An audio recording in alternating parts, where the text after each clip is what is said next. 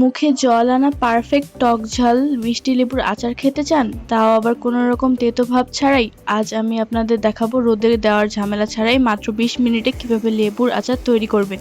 খিচুড়ি, ডাল, ভাত কিংবা যে কোনো খাবারের সাথে এক নিমিষে দ্বিগুণ করে দিবে এই আচার। চলুন রেসিপিটি শুরু করা যাক। প্রথমে নিয়ে নিয়েছি 5-6টা লেবু। লেবুগুলো ভালো করে ধুয়ে নিন। কাটার আগে সুতি কাপড় দিয়ে মুছে একদম শুকিয়ে নিন। লেবুর গায়ে পানি থাকলে আচার কিন্তু দ্রুত নষ্ট হয়ে যায়। এখন একটি ধারালো ছুরি দিয়ে প্রতিটি লেবুকে লম্বালম্বিভাবে 4 থেকে 8টি টুকরো করে কেটে নিব। লেবুর টুকরোর মাঝখানে যে সাদা শক্ত আঁশ বা শিরাটি থাকে সেটিও ছুরি দিয়ে ভালোভাবে কেটে ফেলে দেব।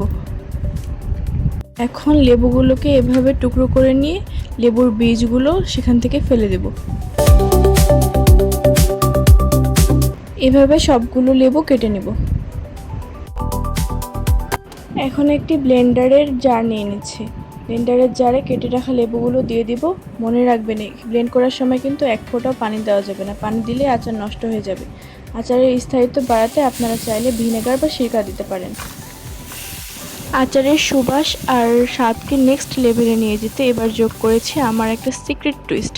একটি ছোট পেঁয়াজ, 2-3টি আদা কুচি এবং 4-5টি কোয়া রসুন ভালোভাবে ব্লেন্ড করে নিয়েছি।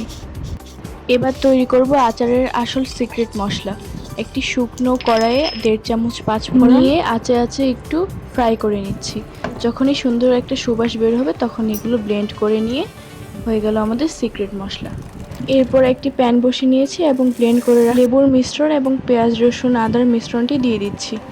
এরপর অনবরত নাড়তে থাকবো। এই পর্যায়ে আচারের সুন্দর একটা রঙের জন্য দিয়ে দিচ্ছি আধা চামচ হলুদ গুঁড়ো আর স্বাদমতো লবণ আর 2টো তেজপাতা। আর হ্যাঁ, টক ঝাল মিষ্টির পারফেক্ট ব্যালেন্স আনতে এবার যোগ করে দিচ্ছি 1 কাপ চিনি। আপনারা চাইলে এখানে গুঁড়ো ব্যবহার করতে পারেন, কিন্তু আমি ব্যবহার করছি চিনি। এরপর দিয়ে দিব আধা কাপের মতো সরিষার তেল। এখন দিয়ে দেব আমার তৈরি করে রাখা সিক্রেট মশলাটি। এরপর চুলার আঁচ মাঝারি রেখে সবকিছু খুব ভালো করে মিশিয়ে নিব। চিনিটা গলে গিয়ে যখনই আচারের সাথে মিশে যাবে দেখুন এর টেক্সচারটা কতটা গ্লসি আর লোভনীয় হয়ে উঠেছে। চিনি গলে যাওয়ার পর এই পর্যায়ে কিন্তু হাত একদম থামানো যাবে না। চুলার আঁচ মাঝারি থেকে লোতে রেখেও আচারটিকে অনবরত এভাবে নেড়ে যেতে হবে। যেহেতু লেবুটা ব্লেন্ড করা এবং এতে চিনি আছে, তাই একটু অসাবধান হলেই কিন্তু এটা নিচে লেগে যাবে বা পুড়ে যেতে পারে।